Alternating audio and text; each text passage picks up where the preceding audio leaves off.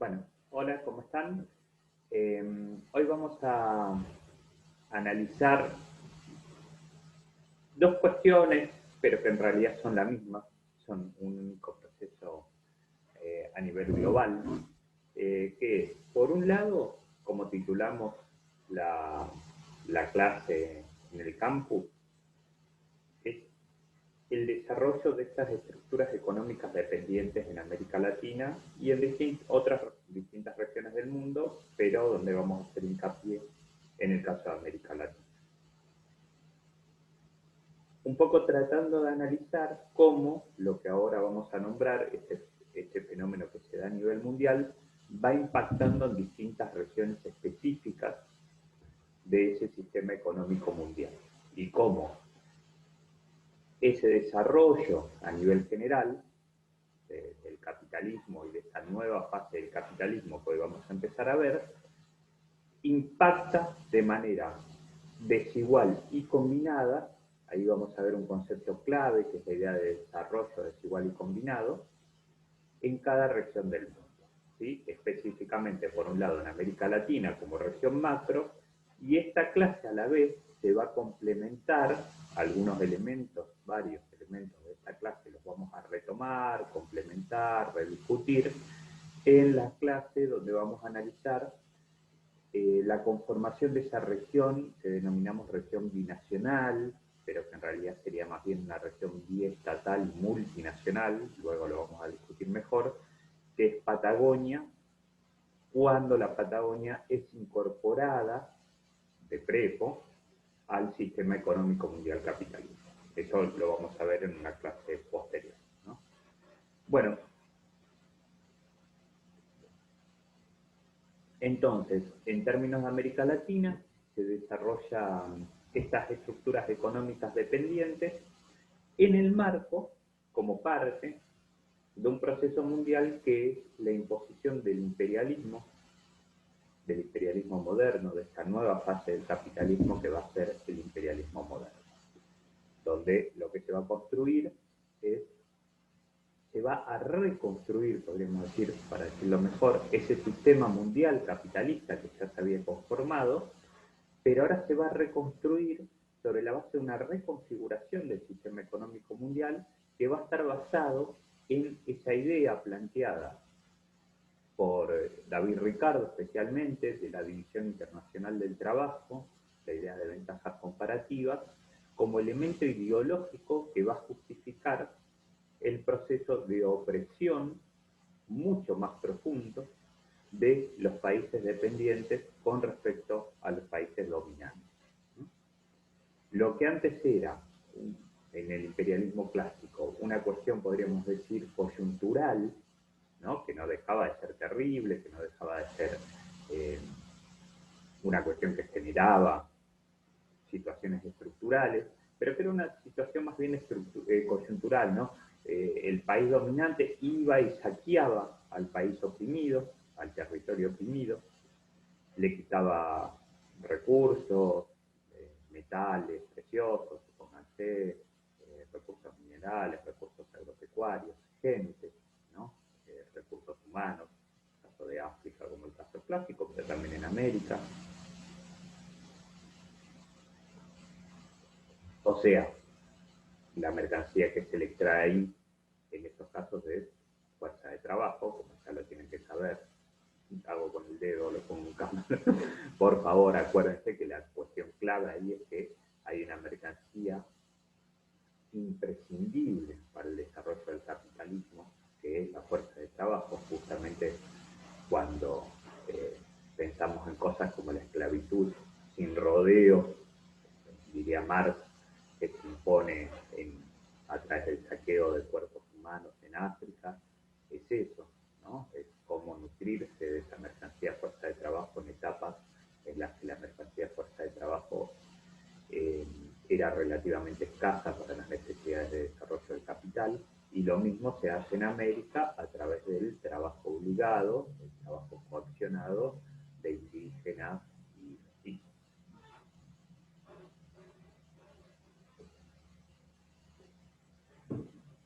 bueno, ese proceso, decíamos que antes tenía un carácter como más de coyuntura, podríamos decir, ¿no? Un país o en muchos casos hasta una empresa, una gran empresa de estas monopólicas que controlaban el comercio exterior de determinadas potencias imperiales o de una parte de estas potencias imperiales, iba a un territorio, lo ocupaba, a veces coyunturalmente, extraía sus recursos, extraía su fuerza de trabajo, y en muchos casos, una vez que eso estaba hecho, lo abandonaba, porque era de coyuntura, era casi una cosa, diría Marx también, de pillaje, ¿no? Al modo de los vikingos, si quieren, ¿no? Iba y por la violencia, por su capacidad eh, de ejercer a través de las armas y de su poderío militar, se imponía sobre los pueblos que vivían ahí y les extraían la riqueza, los robaba. El imperialismo moderno es más complejo y es más estructural, ¿no? Lo que hace es exportar capitales a esos países, invertir en esos países, con lo cual además construye una legitimación mayor de su dominio, ¿sí? Pero esa inversión que aparentemente, por eso digo que legitima, ¿no? Aparentemente genera un desarrollo del país oprimido, lo que hace es consolidar mucho más estructuralmente la dependencia de ese país.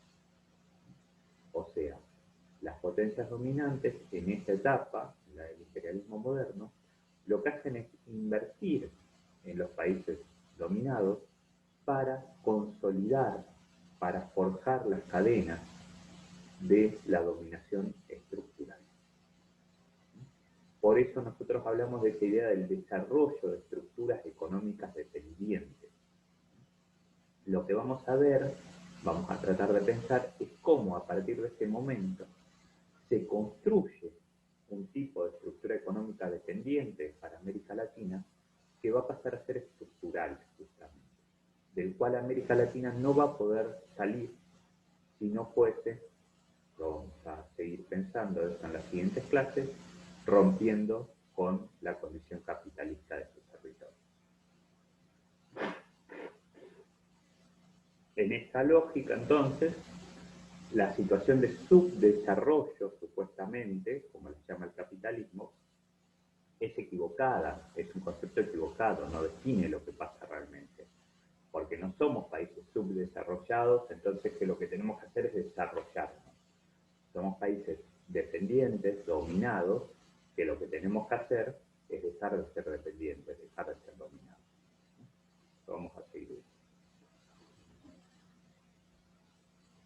Bueno, como decíamos entonces, para pensar un poco lo del imperialismo, el capitalismo se desarrolló durante varios siglos en los intersticios de ese sistema feudal. Fue creciendo con más fuerza desde los siglos XV y XVI, especialmente en Europa Occidental, y ya para el siglo XVII y XVIII el sistema se hace fuerte y se va ampliando a todo el planeta, ¿no? Eso se va haciendo un sistema global, eso que hoy muchos descubren y denominan globalización como si fuese un fenómeno nuevo. Su clase impulsora, la burguesía, fue tomando el poder tras grandes procesos revolucionarios en Inglaterra y Francia, y el siglo XIX y XX ya nos muestran claramente un sistema capitalista que se transforma en hegemónico a nivel mundial y que avanza en el control de cada espacio productivo, ¿no? Que va dominando a todos los hombres y mujeres y a todos los territorios. Entonces el capitalismo y la burguesía como clase dominante en este sistema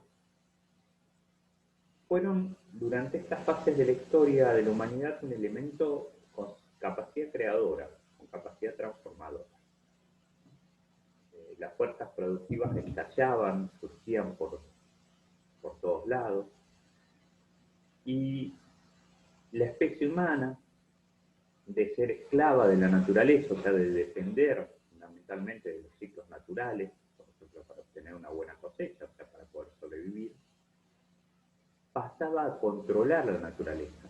Diría Marx, y dirían casi todos los autores de su época, a dominarla, con la lógica casi de que la naturaleza es un enemigo, a controlar, a ser dominado. gracias fundamentalmente al avance de la ciencia, al avance de la producción.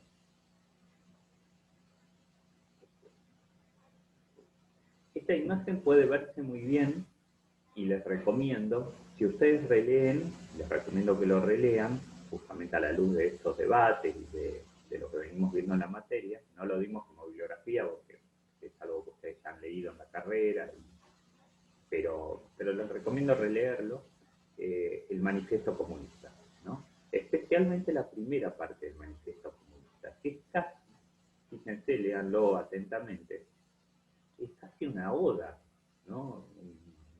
Un elogio del capitalismo, la primera parte, ¿no? Es una cuestión en la que Marx y Engels se admiran y destacan la capacidad creadora que tiene el capitalismo en esta etapa, ¿no? Hay una fascinación casi muy teñida además de la visión que nosotros hoy podríamos criticar fuertemente y debemos criticar fuertemente, una visión ingenua de la idea del progreso, del cientificismo, ¿no?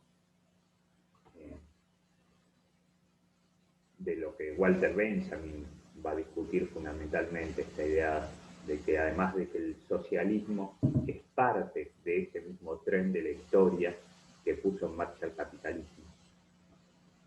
Esa idea que Benjamin va a discutir fuertemente y va a decir, no, el socialismo no es una estación más en esa vía del tren que puso en marcha el capitalismo, y que simplemente lo que tenemos que hacer es seguir subidos a ese tren. Benjamin va a decir el socialismo, la revolución, es un freno abrupto, un choque de ese tren. Si quieren, después retomamos este debate, porque es muy interesante. Benjamin, ya escribiendo en el marco de observar la barbarie a la que llevó el aparente desarrollo capitalista, o sea, ya observando y vivenciando en términos de su propio cuerpo, el nazismo, por ejemplo, la Segunda Guerra Mundial, ya habiendo observado la Primera Guerra Mundial, o sea, ya siendo testigo de esos niveles de depredación, de muerte, de brutalidad industrializada, porque el nazismo, entre otras cosas, es llevar la industrialización a la muerte, ¿no? A la matanza, cosa que después van a hacer casi todos los terrorismos de Estado, por ejemplo en América Latina. Benjamin ya destaca y plantea fuertemente que esa visión ingenua del socialismo con respecto a la idea del progreso debe ser enfrentada porque le hace el juego al capitalismo, a legitimar la opresión capitalista.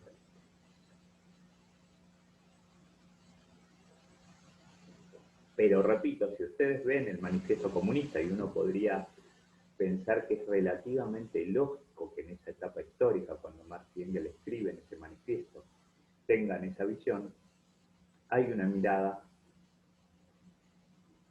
muy esperanzada en un punto en el desarrollo capitalista, con un límite, ¿no? Que es justamente cuando el manifiesto hace un punto de quiebre, ¿no? Hay un momento del manifiesto en el que deja de elogiar a la burguesía y lo que dice es que ese desarrollo impresionante que está generando la burguesía y el capitalismo como sistema del que la burguesía es la clase impulsora, choca, se enfrenta claramente con el basamento de su expansión, tiene un límite.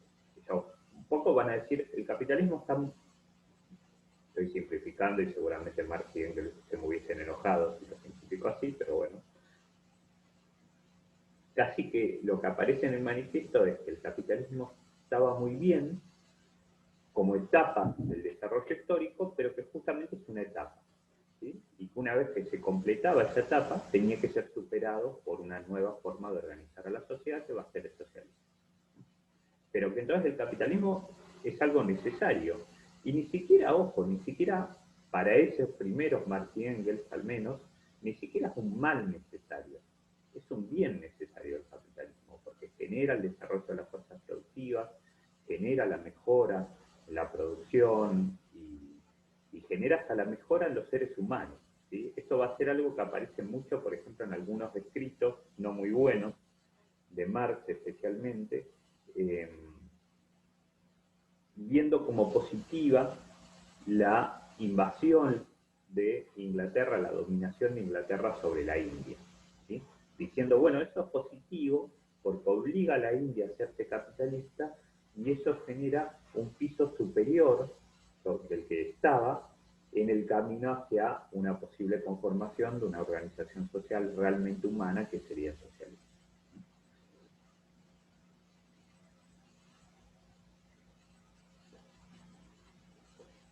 Bueno, ¿cuál es la contradicción fundamental con la que va a chocar ese desarrollo capitalista y que va a hacer que justamente deje de ser una fase que genera crecimiento y pase a estancarse y por lo tanto necesite ser superada por una nueva forma de organización de la sociedad?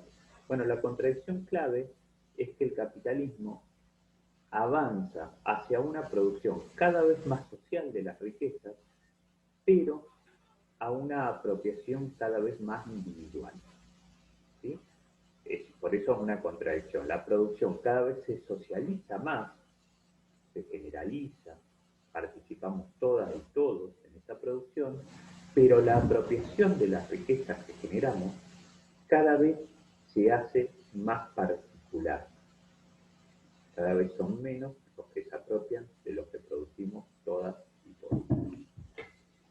La necesidad de seguir expandiéndose continuamente, que acuérdense casi que es el leitmotiv, lo clave del capitalismo, esa necesidad de la reproducción ampliada,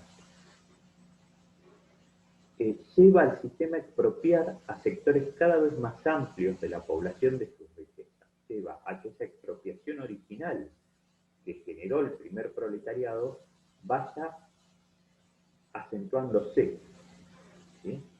Y cada vez la expropiación se profundice sobre los ya expropiados, que se les expropie más todavía de lo que se les había expropiado originalmente.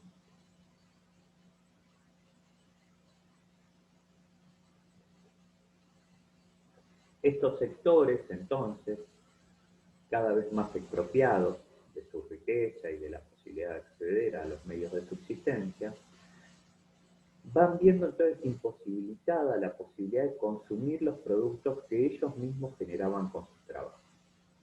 El sistema entonces encontraba un límite, ¿sí? Límite que se expresa en forma de gran crisis por primera vez en la llamada crisis de superproducción de 1863.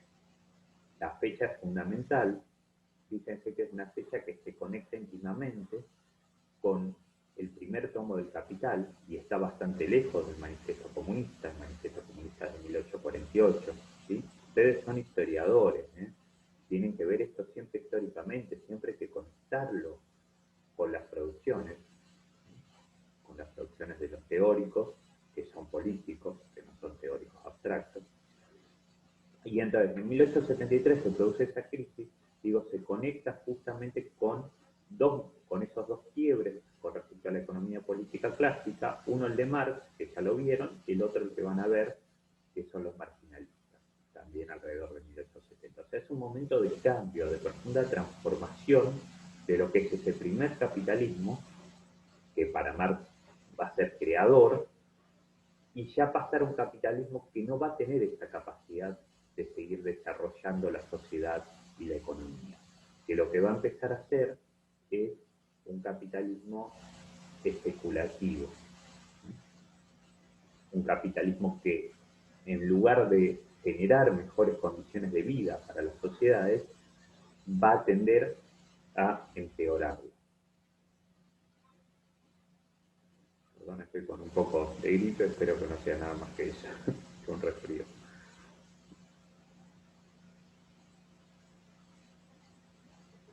Yo dije la llamada crisis de superproducción de 1873, porque en verdad la crisis es del sistema capitalista, ¿sí? Y la superproducción es el efecto que se visualiza, lo aparente, lo que se presenta como aparente a la observación de la persona externa, por la incapacidad de realizar el valor de las mercancías producidas debido a las relaciones de producción del capitalismo, eso que decía.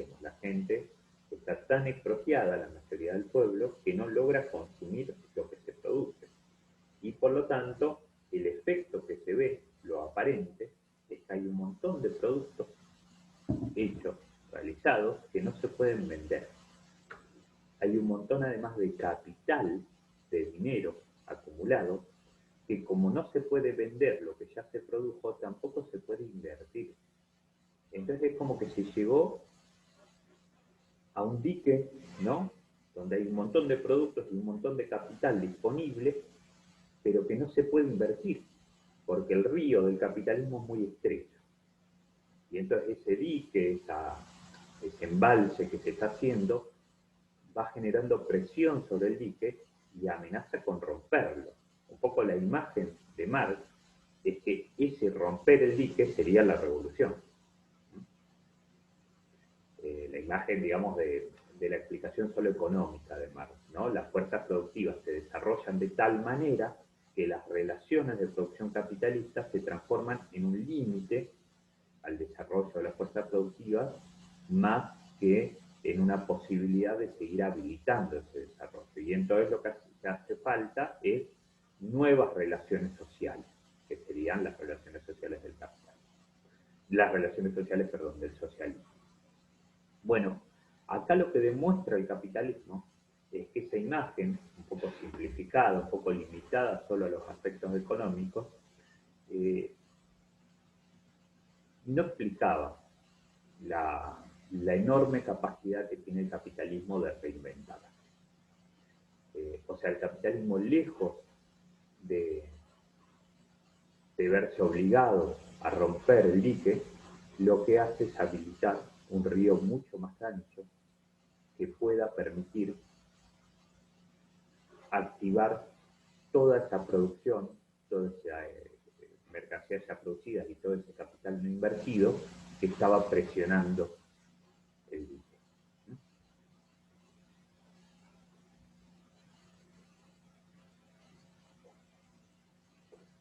Las crisis capitalistas, en definitiva, nunca se producen por factores externos al sistema, sino que son expresión de sus propias contradicciones internas. Y esas crisis se resuelven necesariamente a través del desarrollo del capitalismo, que articula siempre también el desarrollo capitalista, la destrucción y la creación de fuerzas productivas.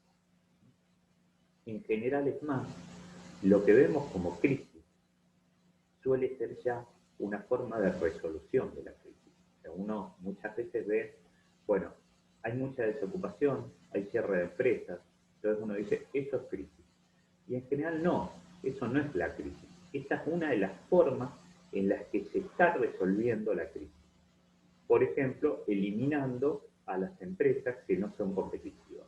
Por ejemplo, generando sobrepoblación relativa para bajar el precio de la fuerza de trabajo. Se ve, ¿no? Ustedes en todo caso vayan anotando cuando escuchan la clase y si algo no se entiende, si un concepto entienden que necesitan desarrollarlo mejor, tienen los momentos para hacerlo. ¿Cuál era el problema? En definitiva, se había creado más de lo que se podía vender. Entonces, la fuerza productiva, o sea, la capacidad de generar nuevas cosas gracias al trabajo de las personas, ya sea por su propio trabajo físico o por el trabajo cristalizado en máquinas, en fábricas, etcétera, que ustedes ya lo saben, pero por si es necesario aclararlo, también es trabajo humano, pero también las hacen las personas, es trabajo humano cristalizado, trabajo muerto, también dice Marx en algunas partes, era superior a la capacidad de realizar esas riquezas en el marco de las relaciones sociales capitalistas. El sistema entonces ya mostraba signos de estar superado en términos históricos, ¿no? De necesitar unas nuevas formas de organización de la sociedad. Pero como sí lo pudo observar Lenin, quizás no lo pudo observar tanto Marx, también porque escriben en distintas épocas épocas históricas y analizan la sociedad en distintas épocas históricas, en realidad ningún sistema cae simplemente por sus propias contradicciones internas y ninguna clase social deja de ser dominante si no es derrotada por otra clase social que la reemplaza en esa situación de dominación o de dirección de la sociedad. El capitalismo ingresó entonces en una nueva fase que Lenin analizó en un escrito muy importante de 1916, que es la fase del imperialismo. ¿Sí? El capitalismo en sus orígenes había comenzado por el capital comercial, de allí surgió gran parte de su acumulación originaria, que luego se realizaría en el capital industrial, que es un poco la fase hegemónica y de apogeo, la fase quizás realmente creadora del capitalismo como sistema a nivel mundial.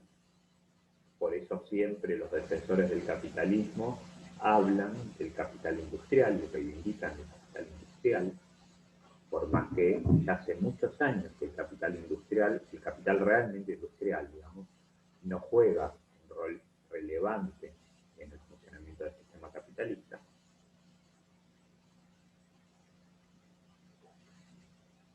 Y aquí comenzaba a desarrollarse la siguiente fase, que es la del capital financiero, la fusión entre el capital bancario y el capital industrial, donde el capital bancario cada vez va ganando mayor peso dentro de esa fusión y por lo tanto va ganando cada vez mayor peso la especulación que reemplazaría poco a poco a la fase productiva.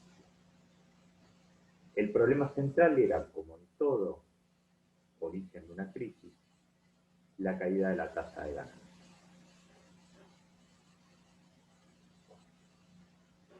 El sistema capitalista tiene un problema que es la tendencia, también analizada por Marx, descubierta por Marx, la tendencia a la caída de la tasa de ganancia. Si quieren después lo analizamos, tiene que ver con cómo se va limitando, ¿no? Cercenando la importancia del trabajo vivo con respecto a la importancia creciente del trabajo muerto, y lo que demuestra Marx es que la plusvalía solo se extrae del trabajo vivo, ¿sí? No del trabajo muerto, no del trabajo cristalizado, ¿sí? Y o sea, lo único que genera nuevo valor es el trabajo humano, concreto, ¿sí? No el trabajo humano se ha cristalizado en maquinaria. Eso ya generó plusvalía cuando fue realizada la máquina. Pero la máquina por sí sola no genera plusvalía. Es el trabajo humano, en todo caso, activando esa máquina, que genera nueva plusvalía. Entonces, como en las grandes empresas de capital más concentrado, la parte de trabajo humano cada vez es más pequeña con respecto a la enorme inversión en maquinaria que subsumen ese trabajo humano en el funcionamiento de la máquina, hay una caída tendencial de la tasa de ganancia, que no significa caída de la plusvalía, sino es lo mismo. O sea, empieza a haber menor relación, menor ganancia en relación a la cantidad que hay que invertir, ¿no? Este es un problema estructural del sistema capitalista, como les digo, analizado originalmente por Marx. Y el capitalismo igual tiene sus capacidades de reduplicar las formas de explotación para seguir, a pesar de extraer menor tasa de ganancia, quizás tener mayor ganancia.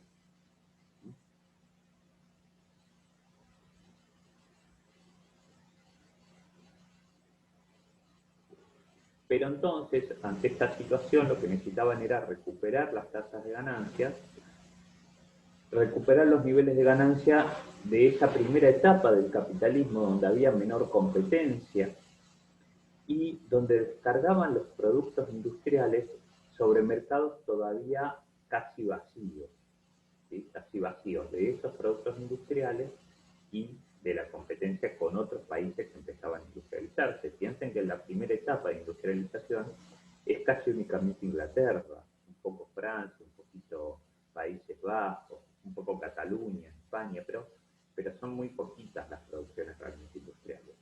Ya para 1870, casi todos los países de Europa se habían industrializado y empezaban a competir en ese mercado mundial. Esto también lo vamos a ver hoy, aunque sea nombrado, es uno de los factores que después van a ser originarios de la Primera y Segunda Guerra Mundial. ¿Sí? La competencia interimperialista.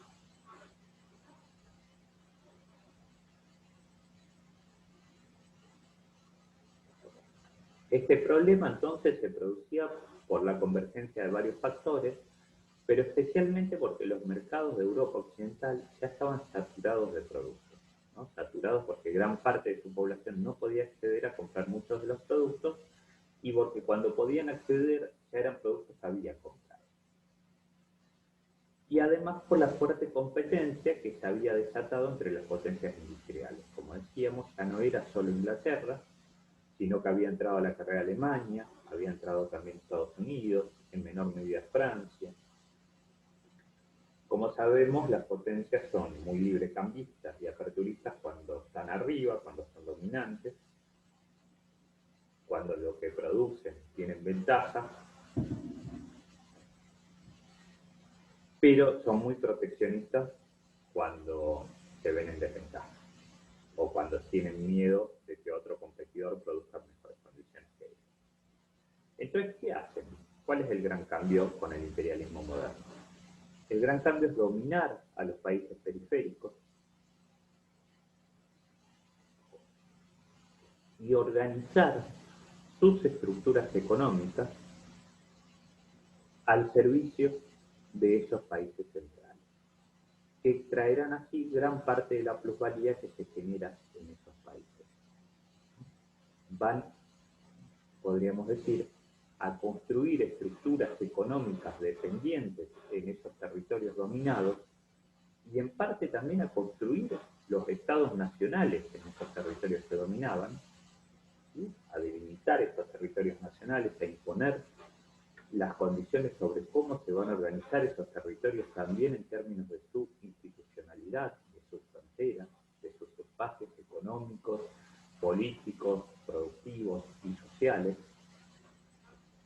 en muchos casos rompiendo relaciones históricas de esos pueblos, fragmentando, por ejemplo, en nuestra historia, lo vamos a ver mejor cuando veamos lo de Patagonia, transformando un espacio de encuentro, como era la cordillera de los Andes, en un espacio de frontera, de división, y esto es aún más terrible en África, ¿no? Miren el mapa de África, vean esas líneas rectas que supuestamente dividen estados nacionales, que son estados nacionales inventados por el imperialismo.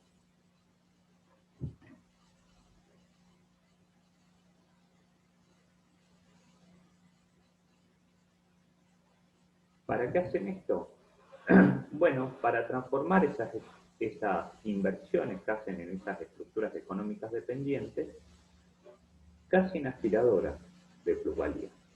Como ellos invierten ahí, ya no solo es el saqueo coyuntural de recursos, sino que la población de esos lugares, la plusvalía que se le extrae a los trabajadores de esos lugares, en general, en términos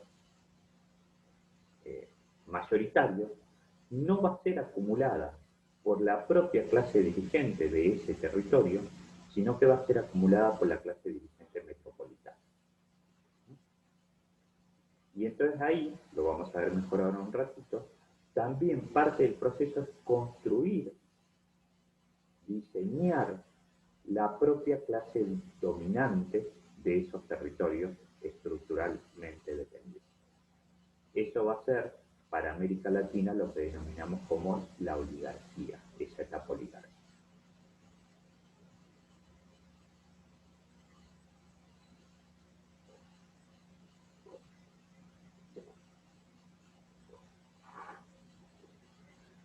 Acá debemos hacer una distinción, que ya la planteamos varias veces, que es que el capitalismo siempre se está desarrollando, ¿no? Siempre está avanzando, lo necesita por la lógica interna del sistema.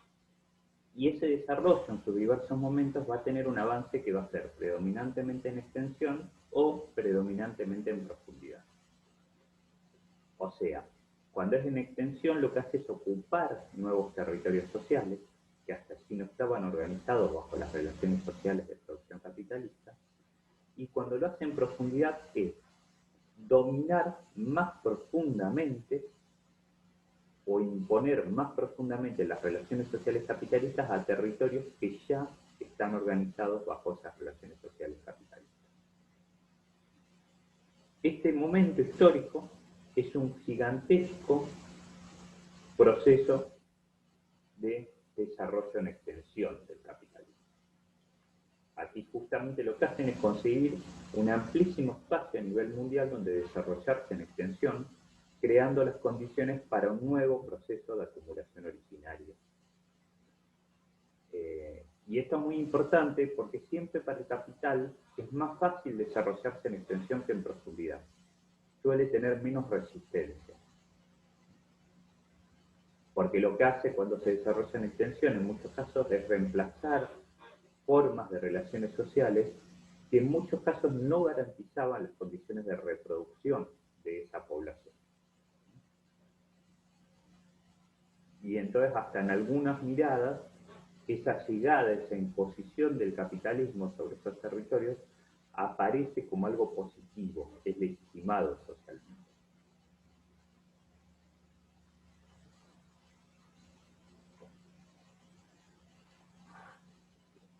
Este proceso además tenía una directa relación con la dinámica de lucha de clases que cada vez se hacía más fuerte al interior de los propios países dominantes.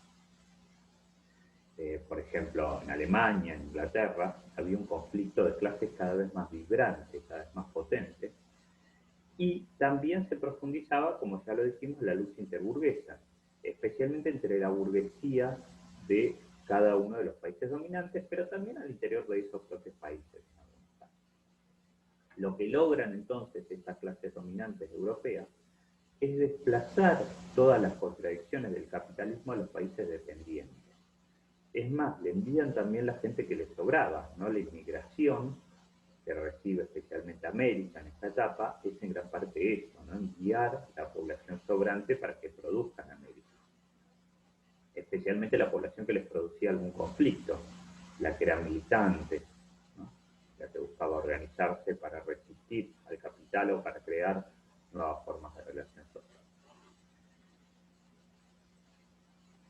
Pero no solamente logran esto, sino que la enorme masa de plusvalía de la que se apropian gracias a la dominación de las colonias, territorios organizados bajo formas dependientes, que también es como se denominan, colonia es como se denomina esos territorios, le servían para dar una parte de esas ganancias a su propia clase obrera, para sobornar a su propia clase obrera, para hacerla copartícipe a su clase obrera o al menos a una fracción de esa clase obrera metropolitana de la dominación imperial. Por lo tanto, esa clase obrera va a pasar a apoyar los proyectos imperialistas, o al menos una fracción de esa clase obrera va a pasar a apoyar los proyectos imperialistas de los países europeos y luego también de Estados Unidos, luego también de Japón, ¿no? De otros países que se suman al modelo imperialista por fuera del núcleo originario de la Europa occidental. Así se crean estas porciones de la clase obrera metropolitana que van a tener altos ingresos y que comparten, por lo tanto, intereses objetivos con sus respectivas burguesías. Ese será el origen, pocos años después, en 1914, de la fractura de la Segunda Internacional Socialista, cuando las direcciones de la mayoría de los partidos socialistas van a acompañar a sus respectivas burguesías en la Primera Guerra Mundial. Y ese es el gran quiebre que realiza Lenin y Trotsky cuando ellos se oponen a su burguesía, a la burguesía de Rusia. Si no hubieran podido desarrollarse en estos territorios, en estos nuevos territorios, lo único que le hubiese quedado al capitalismo como salida es avanzar en profundidad en sus propios territorios, aumentando la explotación de los trabajadores ya ocupados, lo cual llevaría a agravar las condiciones de la lucha de clases al interior de sus respectivos países, ¿no? Esto tiene una gran importancia política y tiene alguna similitud con lo que va a pasar en la Patagonia luego de 1960. Después lo vamos a analizar, acá nada más lo nombro para que quizás les quede rebotando en algún lugar.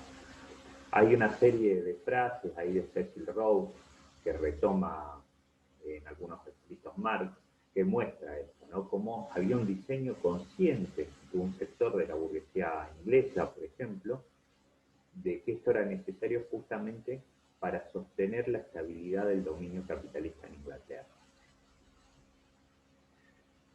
Las clases dominantes de los países dominados, suena redundante, pero a propósito, ¿no? Clases dominantes de los países dominados, son subordinadas al capitalismo central, son desarrolladas, creadas, para funcionar dentro de ese marco de relaciones capitalistas.